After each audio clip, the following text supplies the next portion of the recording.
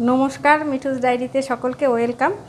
আজ আমি আপনাদের জন্য নিয়ে চলে এসেছি টকের রেসিপি। আর এই টকটা আমি বানাবো, দেখুন দাদা বাজার থেকে কিনে নিয়ে এসছে। এই যে এইগুলোকে আমরা করমচা বলে চিনি, আপনারা কী নামে এটাকে জানেন জানি না। এটা কিন্তু একটা টক ফল, পাকলেও টক থাকে, কাঁচাও টক। তো পাকলে একটু টকটার পরিমাণটা একটু কমে। তো আমি এই একদম সিম্পল রেসিপি, এই করমচাদের টক বানিয়ে দেখাবো আপনাদের। এটা গরমে খাওয়ার জন্য, শরীরের জন্য কিন্তু খুবই উপকারী। তো আমি প্রথমে এই করমচাগুলোকে কেটে নেব, আর আপনারা দেখুন। আর নতুন হয়ে থাকলে আমার চ্যানেলটিতে সাবস্ক্রাইব করবেন, আর ফেসবুক থেকে দেখলে আমার পেজটিতে ফলো করে নেওয়ারও অনুরোধ রইল। তো আমি প্রথমে দেখুন করমচাগুলোকে এইভাবে কেটে নেব। এর ভিতরে কিন্তু দেখুন আঠাও আছে, আর এই যে একটা বীজ আছে, এই বীজটাকে আমি ফেলে দেব। এই যে দেখুন এইভাবে কেটে নেব।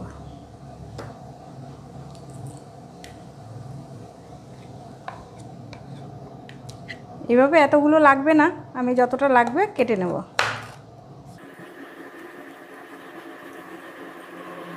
এবার দেখুন আমি করমচাগুলো কেটে নিয়ে চলে এসেছি। আমি একটু সিম্পল টক বানাবো, আর এই সিম্পল টক বানানোর জন্য দেখুন উনুনে কড়াই বসিয়ে দিয়েছি। আর কড়াইতে একদমই একটুখানি 1 চামচ মতো তেল দিয়ে দিলাম। এবার তেলে আমি সর্ষে ফোড়ন দিয়ে এই টকটা বানাবো। আর এটা দিয়ে যদি আমি চাটনি বানাতাম, তাহলে কিন্তু এখানে মৌরি ফোড়ন দিতে হতো, আর কাজু কিশমিশ এইগুলো ব্যবহার করলে চাটনিটা বেশি সুন্দর হয়। আর এই চাটনিটাও কিন্তু খেতে দুর্দান্ত হয়। তো আজ আমি দেখুন দুপুরের মেনুতে একদম সিম্পল টকের রেসিপি বানিয়ে দেখাচ্ছি। ফোড়নে আমি একটু সাদা সর্ষে দিয়ে দিলাম। কয়েক সেকেন্ড একটু সর্ষেটা পোড়া সেন্ট বেরোনো পর্যন্ত একটু ভেজে নেব। সেটার কালার চেঞ্জ হয়ে গেছে, সুন্দর একটা ফ্লেভার বেরিয়ে গেছে। এবার আমি করমচাগুলো দিয়ে দেবো। দেখুন আমি মিনিট খানিক ধরে নেড়ে নিয়েছি। অলরেডি এটা সিদ্ধ প্রায় হয়েই এসছে। এটা সিদ্ধ হতেও কিন্তু একদমই টাইম লাগে না, এই যে দেখতেই পাচ্ছেন। এবার আমি স্বাদ অনুযায়ী একটু লবণ আর কালারের জন্য একটু হলুদ দিয়ে দিলাম। আমি যেহেতু একটু পাতলা টক খাবো, তাই জলের পরিমাণটা আমি একটু বেশি করেই দেবো। তো দেখুন এই যে আমার রেসিপি কিন্তু প্রায় রেডি।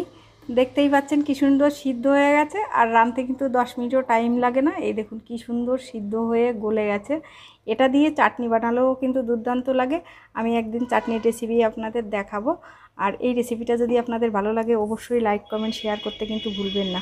এবার আমি একটু স্বাদ বাড়ানোর জন্য আমি একটু চিনি দিয়ে দেবো। আপনারা যদি চিনি না দিয়ে শুধু টক খেতে চান, তাহলে কিন্তু এটা স্কিপ করে যেতে পারেন। তো আমি এখানে একটু চিনি ব্যবহার করব।